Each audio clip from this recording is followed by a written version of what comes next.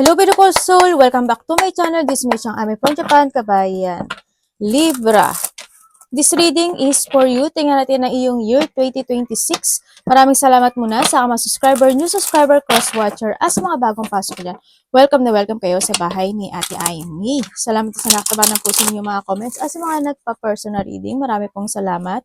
Kung gusto niyo na energy niyo lang talaga, ang gusto niyo makahatin, all the details is in description below. Tingnan natin yung iyong energy.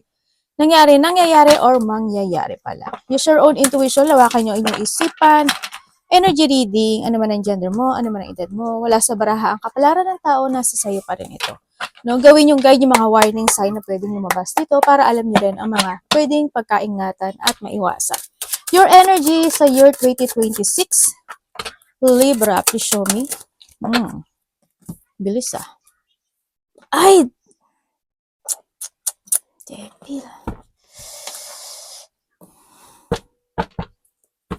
Devil. Devil. Ano pwede ko malaman? Your energy is the devil. Ano ibig sabihin po? Bakit? Bakit devil?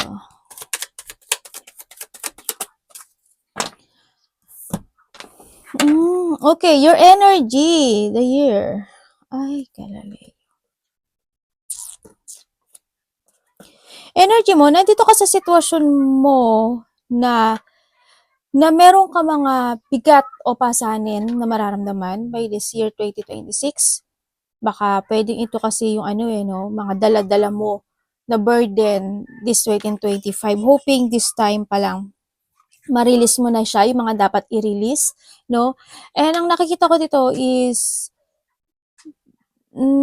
there's a stagnant situation or you're feeling trapped in that situation. Sa nakita ko to, maaaring may mga tao sa paligid mo or may tao sa paligid mo or malapit sa'yo, no, na makapagbibigay sa'yo ng problema dito.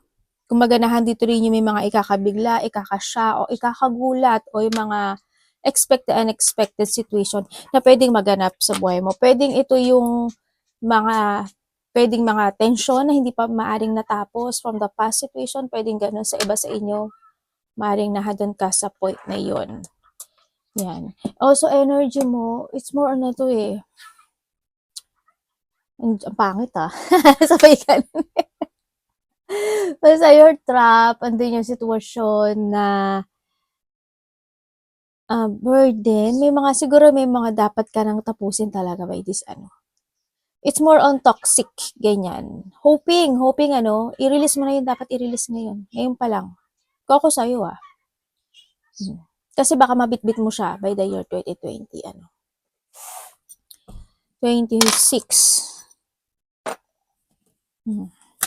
Parang magkakaroon ka ng mga komunikasyon or may mga magbabalik, no? Na tao man yan or a problem or may mga situation of resolving situation. It's more on trapped, stuck, or stagnant ang nakikita ko sa'yo. Pero, huwag kang mag-alala kasi siguro sa bungad lang to. Kasi ang nakikita ko sa'yo dito, after 3 sa 3 months or bago matapos ang taon na 3 months, okay siya. So, nakikita ko sa'yo dito. Kung ako sa'yo, mag-release ka. Tingnan natin ang iyong work. When it comes sa work na sinasabi ko, ito yung mga activity involving, ganyan, mga physical effort, task, mga ganyan, assignment, project, duties, commission, function, i-go or i-run, something, ganyan, i-operate or yung mga perform na gagawin mo by the year 2026. So, yun. See?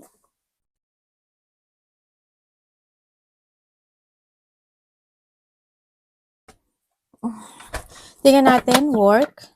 Siyempre, may nag-i-interrupt pa ate, no? Work. Libra in work.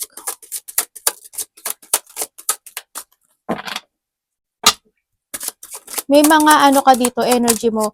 Mag-ingat ka lang sa energy mo dito kasi it's more than siya na maaaring may mga mananakit sa'yo. Ganyan. Pwedeng mananakit yung mga buto-buto mo, ganyan, yung mga kalamnan mo, ganyan. tingnan pa rin natin yung health mo, Teka, na-ching ako. Ay, sorry. Sorry, Yan, yun na nakikita ko sa'yo dito. Sana wala kang sakit, Tingnan, ikaw or someone into your life? Basta may malapit na tao kasi ako nakita sa'yo. Pero you're feeling struggle, burden, or stress, ganyan. Yan, pwede siya sa malapit din sa tao. Pwedeng may mga, basta kung may sakit ka, magpa-check up ka. Pero tingnan natin ako ano yung lalabas mamaya. Sana wala kang sakit sa kung ano man yan. Work, Libra in work. Ano yun, ibig sabihin? Ano po?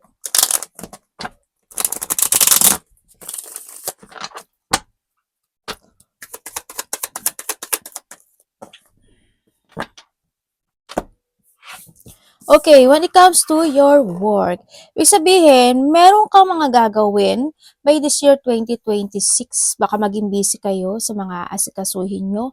Pwede din ito is mga lakad or travel, malayo man o malapit yan. Pwedeng ganun, may mga tao kang kakausapin o may tao kang kakausapin. Pwedeng ganun.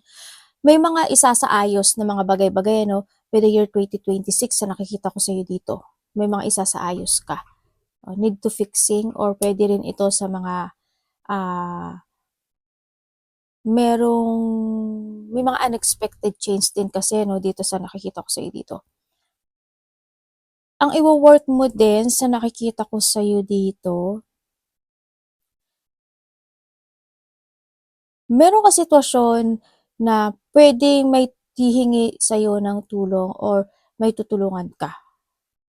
Or pwedeng handun yung point na makakaroon kayo ng pag-uusap to fixing something. Ganyan. So, nakikita ko sa'yo dito. Pwedeng ganun. Parang magkakaroon ka ng mga, siguro you putting something boundary when it comes to yourself na this time, pagdating by the year 2026, na doon ka, siguro magkakaroon ka na ng limit or boundary when it comes to yourself, ganyan. May mga bagay ka na babaguhin to yourself, ganyan, ita-transform, yun. Ang nakikita ko sa'yo dito, actually may magtatapos din sa'yo, parang siguro may mga tatapusin ka, o magtatapos, or pwede rin na merong lipat na sinasabi. Yan, kung ano mang lipat dyan, either ikaw ang maglilipat, aalis, or maglilipat, ganyan. Ang nakikita ko sa'yo dito. Nga, di ba? Yun ang mga iwo-work mo. Baka busy ka, maging busy ka. Kung saang aspeto ng buhay mo yan. May mga pagsasaayos din kasi na gagawin. Tingnan natin asan na ba ako? Career. When it comes sa career, ito yung mga occupation, halimbawa yung trabaho mo ngayon, kung ano yung ginagawa mo ngayon, ganyan, yung profession mo, yung vocation, o yung calling na sinasabi nila, mga employment, job line, position, or yung walk of life, pwedeng ganon. Sa iba sa inyo, tingnan natin, kamusta ang career niya for the year 2026? Libra, career in Libra. May magtatapos sa buhay mo dito. May ending. End of a cycle.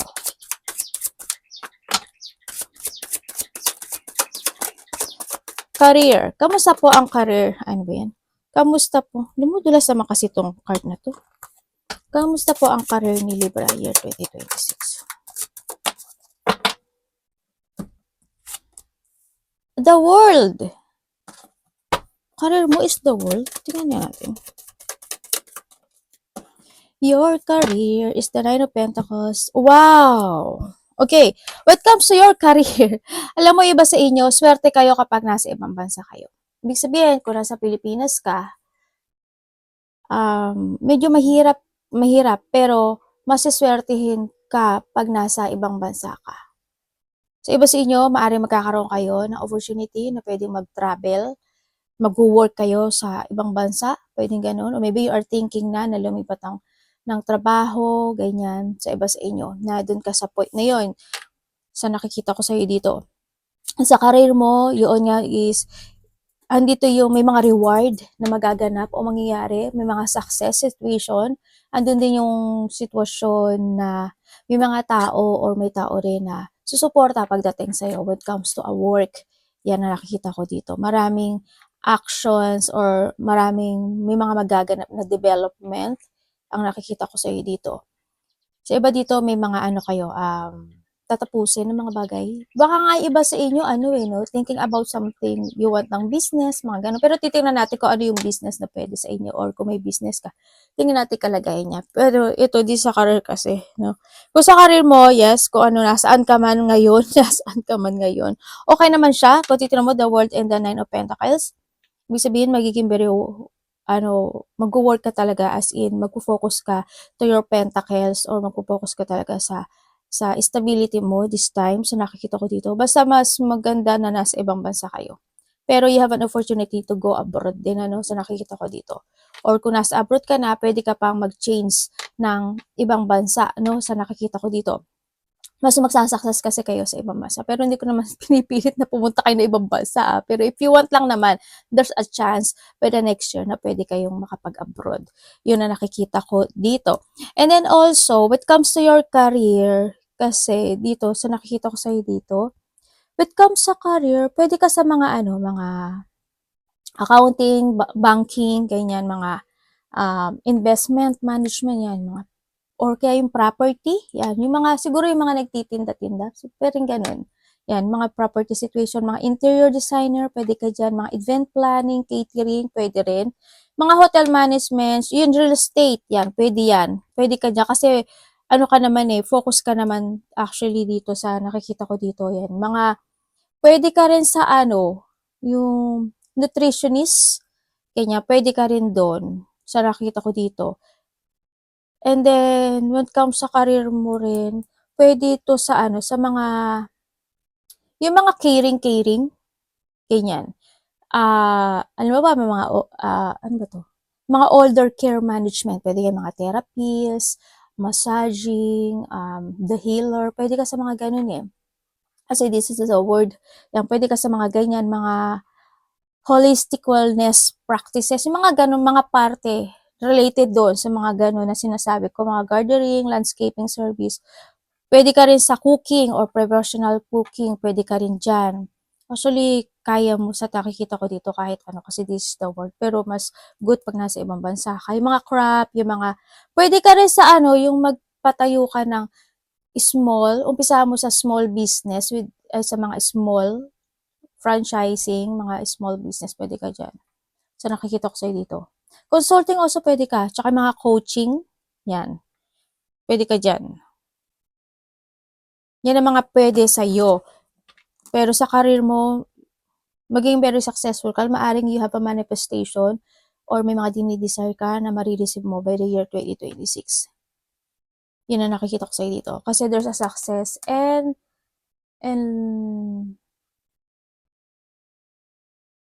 reward. Ano yun? Parang may natitinig ako. May mga success and reward ka by the year 2026. Tingnan natin ang saan na ba ako? Business! Ayan, sabi ko sa'yo business. Tingnan natin yung business mo. Kung may business ka man, tingnan natin kung ano pwede maganap. And syempre, kung meron kang mga binabalak na gusto mo mag-isip, becomes ganyan, diba? Kamusta ang business ni Libra? Sa business yan, pwede rin ito pumasok sa trabaho mo. Kung wala kang business, yan, ipapasok natin sa trabaho mo to Kamusta po? Business niya.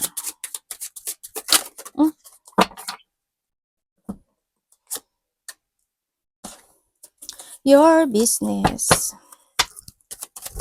Eight of Swords.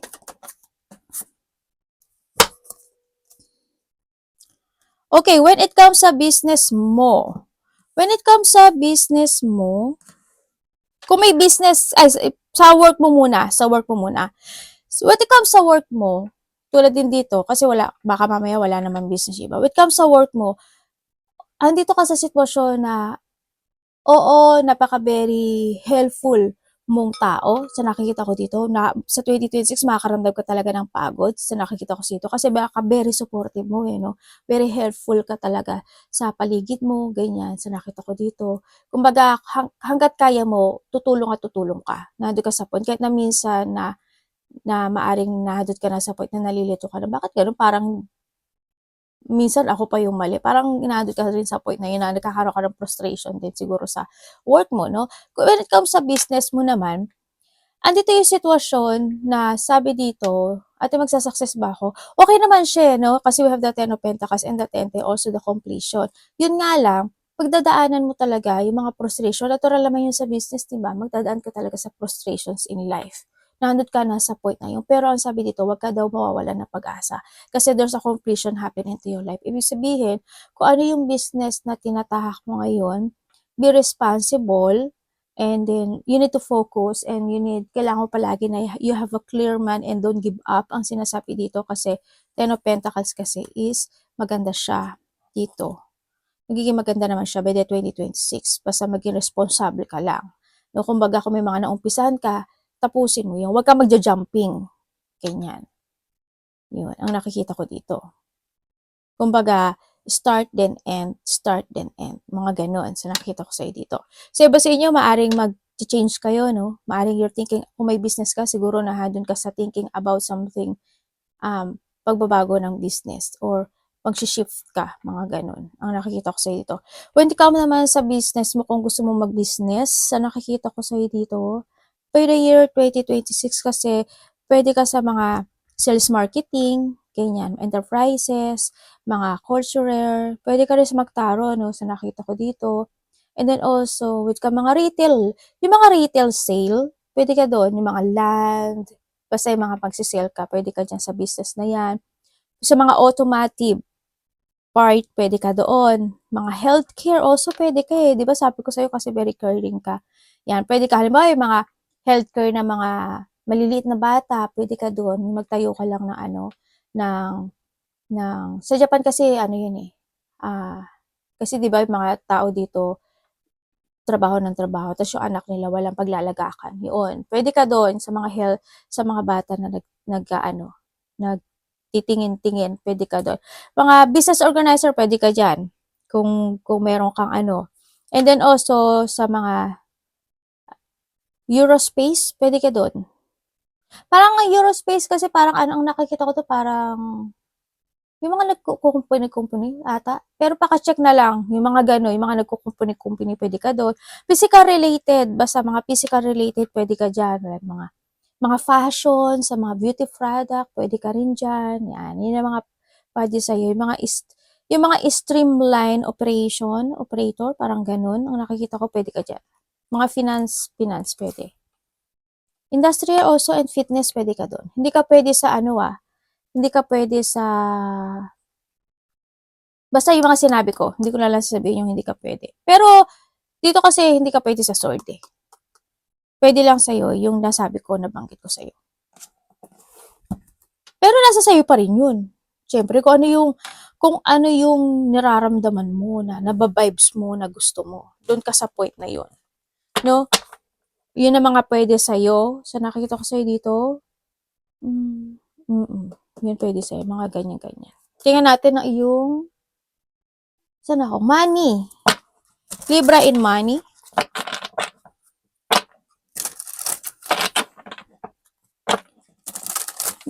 Kung may business ka ha, you need to try to make it balance ha. Huwag ka masyadong mabait, no? Sabi ko ate, gusto mo ba ako maging masama? Hindi naman. Basta lang, balance lang ha. Tingnan natin yung money mo.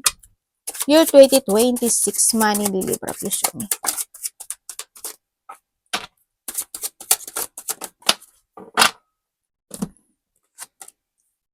Your money is the Fool. Diba dito may business na rin kayo, no? Maliit man o malaki siya. Your money.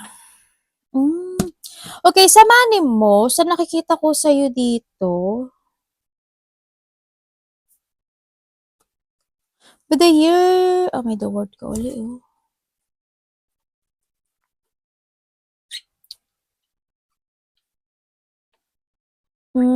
Ate, magsasucess ba ako sa money? Sa money mo kasi, ang sabi dito, kailangan mo daw mag-resetting. By the year 2026, Hindi siya gano'n ka-successful pagdating sa money, sa nakikita ko sa'yo dito. Siguro nandoon yung point na maaring may mga bagay ka talaga na kailangan mong tapusin pagdating sa money. Siguro may mga unfinished business ka. Kung sa money is, ang nakikita ko 'to maaring you need mo talaga mag-keep moving or andun yung point na, kasi nagze-zero, baka mag-zero ka. Mas masikpitan mo pa yung sarili mo o yung may mga bagay na kailangan i-let go, ganyan. May mga bagay na kailangan mong mag-umpisang muli, i-reset mo yung mga bagay na dapat i-reset. Yun ang nakikita ko sa'yo dito. Kumbaga, simulan mo ng muli, no? Ang mga pagsisave ng money or maging malikom ka, ganyan sa nakikita ko sa'yo dito. Mas ingatan mo pa siya more this time. Pero mag-ingat ka sa money mo kasi ang nakikita ko 'to, puwede kang maloko. Puwedeng malinglang ka, madaya ka, ganyan. Ingat ka pa rin, 'no, pagdating sa money. Kung sino man 'yan. Wag sabi ko nga sa'yo, wag ka masyadong mabait, 'di ba? Sabi gano'n eh. Sige na, gusto mo ako maging masama, ah. Hindi, basta ingat ka lang kasi puwede kang maloko pagdating sa money mo, dito. Yun ang nakikita ko dito. Ingat pa rin. Tingnan natin tandaan nyo, hindi ako doktor, ha? Tingnan natin yung health mo, pero magpa-check up kayo. Tingnan ko lang sa baraha or ano ako lang sa baraha. When it comes to your health,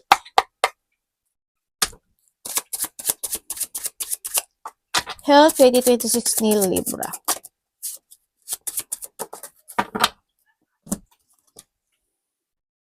Okay naman. Teka lang, may something.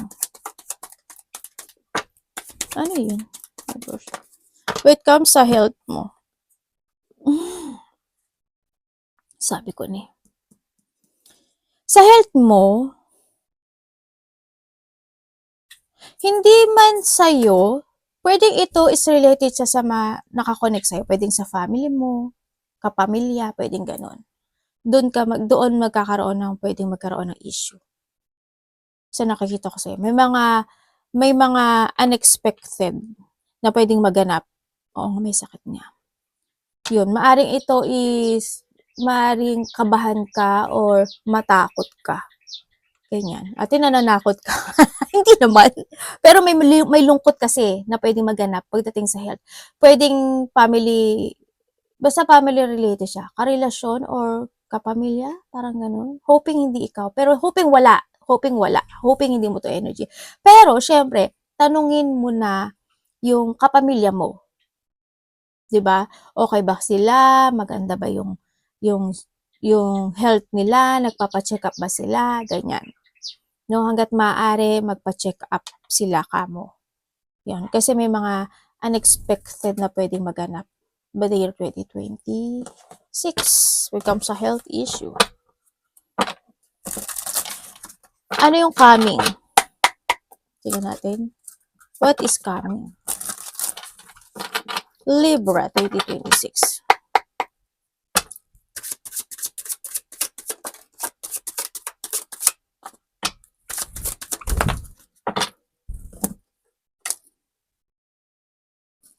Sana dito there's no loss coming pagdating sa mga related ang ha. Pero may sadness sabi dito. Pero ingat pa rin sila ha, ingat pa rin kayo sa health nyo. Tandaan nyo, hindi ako doktor, hindi ako bumabase lang ako sa card. What's coming?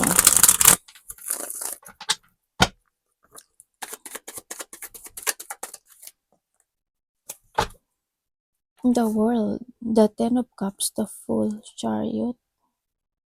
Diba dito may travel no? May pag-alis. Sino bibiglang aalis? O ikaw ang aalis or someone may pag-alis, may aalis. Lalayo, aalis, parang ganun. Okay, coming sa'yo, ang nakikita ko sa'yo dito, tamo the Wheel of Fortune. Okay. What is coming? What is coming? May mga bagong ganap sa'yo. Ibig sabihin, may mga um, bagong opportunity na papasok sa'yo by the year 2026. Pwedeng may mga bago kang gagawin or pwedeng may mga action na bago kang gagawin, ganyan. Pwedeng you have a travel o kaya may mga bago opportunity ka na gusto mong pisahan, ganyan. Pwede rin sa iba dito is traveling abroad, ganyan. O kaya, may decision making ako na nakikita sa'yo. May mga bagay na pwede ka i-evaluate by the year 2026. Also dito sa sitwasyon, parating sa'yo, hindi naman maalis kasi ito no? Kahit sabihin ko sa'yo, frustration. Yan. Hindi rin maaalis dito na maaring may mga tao na nangloko sa'yo or lolokohin ka by the year 2026 o yung kung may mga nangloko naman, itong tao na to maaring kumonek siya sa'yo at humingi siya ng tawad or they want to heal this relationship or this connection kung sino man siya, no? Yun ang nakikita kung nagkaroon kayo ng hindi pagkakasunduan in the past, pwedeng this year 2026 magkaroon ka ng connection muli, pwedeng ganun, no? Ang nakikita ko sa'yo dito, yun. Pwedeng magkaroon kayo ng pag-uumpisang muli. Yun ang mga parating sa'yo. And then also, syempre, magkakaroon ka doon ng pag-isolate, frustration, or nahan doon sa point na may mga cheating part pa rin, tsaka mga chismis na pwedeng maganap. Kasi natural na yun sa buhay, di ba? Nakakapit na yan sa kahit na sinong tao. Yan, may mga pagchichismis pa rin na pwedeng maganap sa'yo. Pero bye-bye ka lang sa kanila, hayaan mo lang sila. Natural na yan sa buhay. Yun ang mga nakita kong paparating sa'yo or coming, ano? Pero may kukonek din daw sa'yo. Isang tao na malayo o nasa malayo, ganyan. Pwede nasa abroad siya, nasa probinsya, or nasa malapit na baryo. Or pwede ikaw ang kukonek. Yan, may taong kukonek sa'yo in a distance. Or maybe this is you connect. Pero someone want ng resetting sa'yo or gusto niya ulit mag-umpisa na pagbabago or gusto niya muli ng beginning sa'yo. Magkakaroon ng mga offering. Ako nakikita na parating sa'yo. Maaring may makikilala ka na bagong tao na mas bata sa'yo.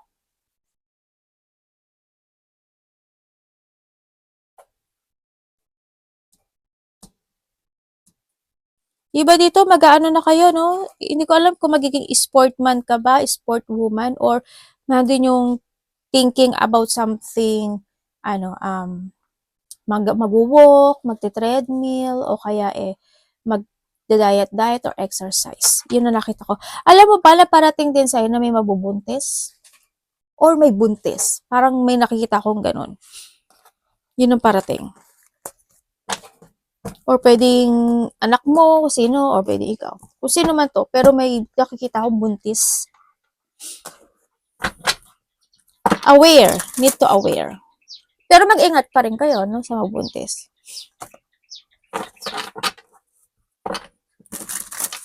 Yung iba sa inyo is may makikilala kayo related to a social media. Aware. Anong need niyang i-aware? Libra. Or pwede rin na papasok kayo sa sa mundo ng social media. Mga YouTube, TikTok, Reels, Facebook, ano man yan. Baka mag-umpisa kayong pumasok sa ganyan by the year 2026. Okay. You need to be aware sa pera mo. Maluloko ka pala sa pera talaga. Maluloko or madadaya ka or basta kung ano mang mangyayari, basta mag-ingat ka pa rin sa pera. You need to be aware to your mind kasi with the justice. Yung mag-ingat ka sa pera mo, the number one. And also, you need to be aware din na magkaroon ka ng self-doubt, no? When it comes to yourself. Halimbawa, saka sa intuition mo huwag ka mag-self-doubt kasi totoo yan. So, ganun no? Huwag ka mapanghihinaan ng loob or huwag ka maging weak, no? Kumbaga, nalambing ka lang at napahagingan ka lang. Yan. Tawag na dito.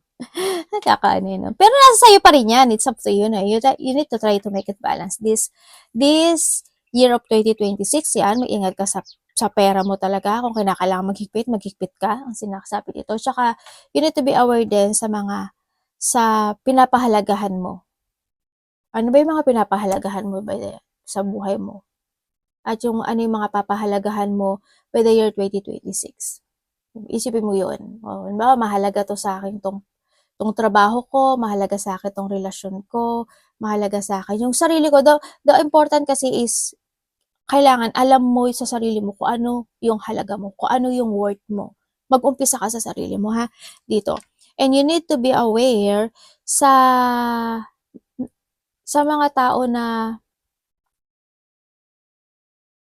magiging unfair sa'yo, ganyan. Maging aware ka sa kanila.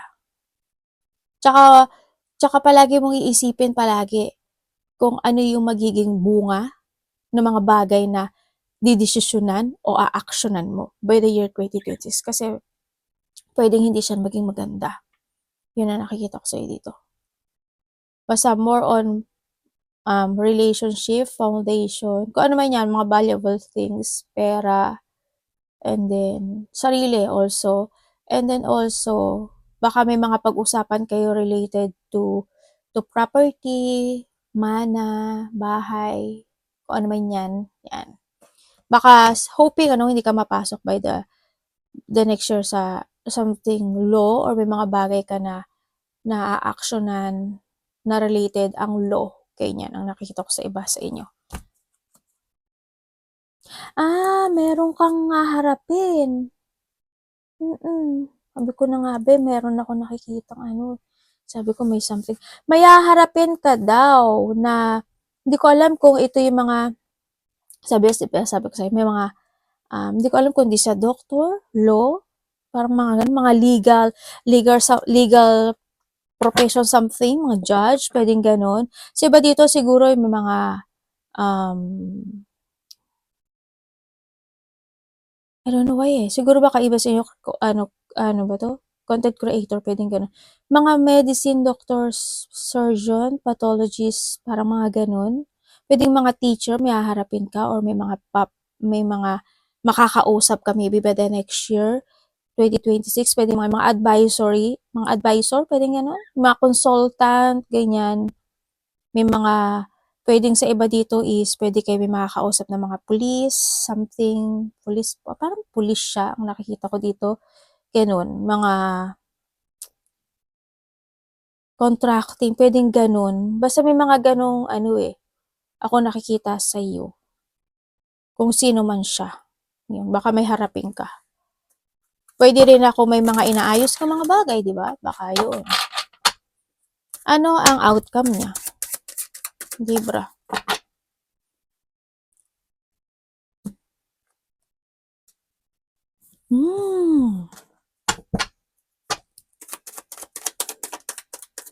Ano your outcome? Uy! Okay, when it comes to your outcome, is nandito ka sa sitwasyon mo na magiging mas totoo ka by the year 2026 when it comes to yourself, when it comes sa mga nararamdaman mo, nandun ka sa point na yon. Ate, okay ba? May mga achievement ka kasi. Actually, may mga achievement ka talaga, as in. May mga achievement ka na makakamit o may achievement ka na makakamit by the year 2026. Malaki man yan o maliit, pero you will enjoy the fruit of your labor and success din. Magiging happy naman, may mga happiness, enjoyment, and celebration happen into your life. Mas more kang magiging matatag by the year 2026. So nakikita ko, mas more ka magpo-focus, mas more kang magkokontrol ng mga bagay-bagay this year.